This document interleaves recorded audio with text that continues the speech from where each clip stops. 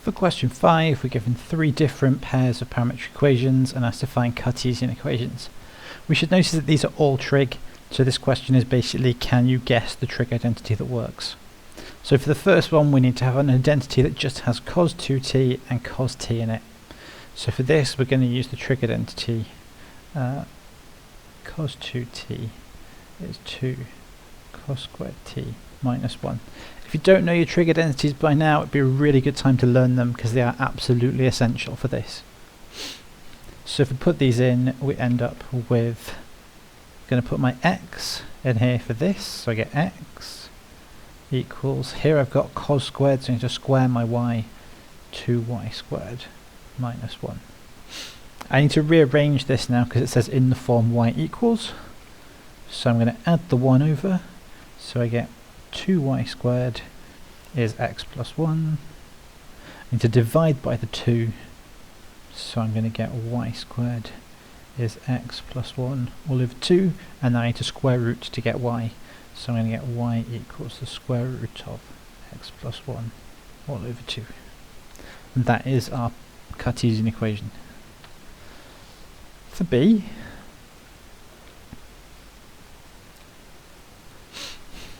we now have to find the trig identity that has sec and cot in it.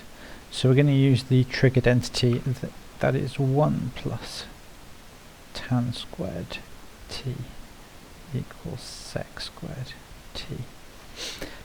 Because there isn't one that has cot in it and sec in it, but we've got one that has sec and tan, and we should know that we can get quite easily from cot into tan. So over here I'm just going to rearrange this one to get cot t is x minus 1. So this is 1 over tan t is x minus 1. So tan t is 1 over x minus 1.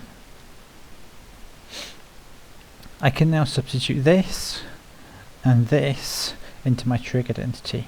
So here I'm going to get y squared for this bit equals 1 plus, and here I've got tan squared, I'm going to use this tan that we made over here, so get 1 over x minus 1 squared.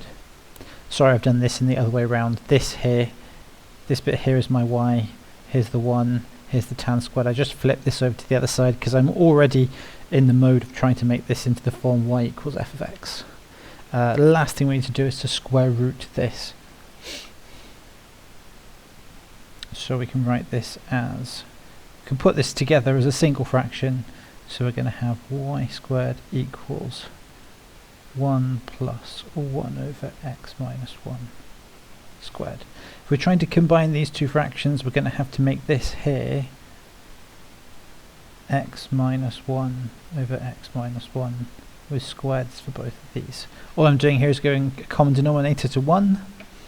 So this is x minus 1 squared plus 1 over x minus 1 squared. And now I can square root, giving me as a final answer y equals the square root of x minus 1 squared plus 1 x minus 1 squared. Depending on how the question is phrased, you might be able to leave it in a little bit more simple terms, or you might have to expand these brackets. You might even have to cancel something down.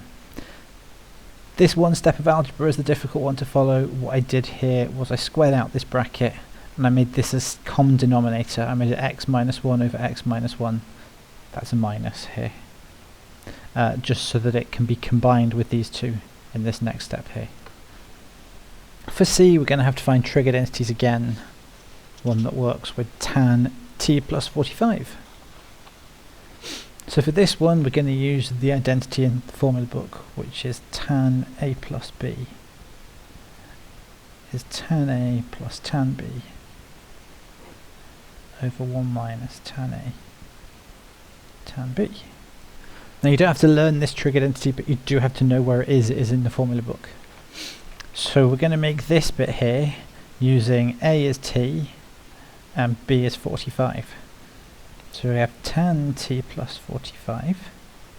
This is nice because this is y, equals tan t, that's going to be something to do with x, that's quite nice, plus tan 45 over 1 minus tan t times tan 45.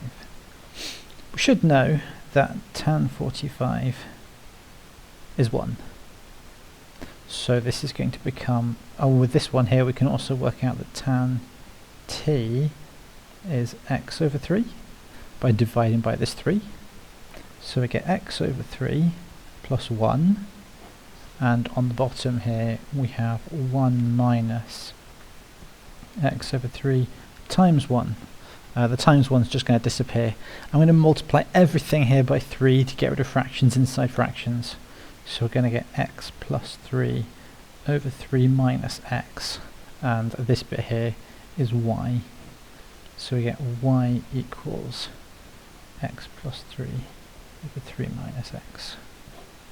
And that is our final answer.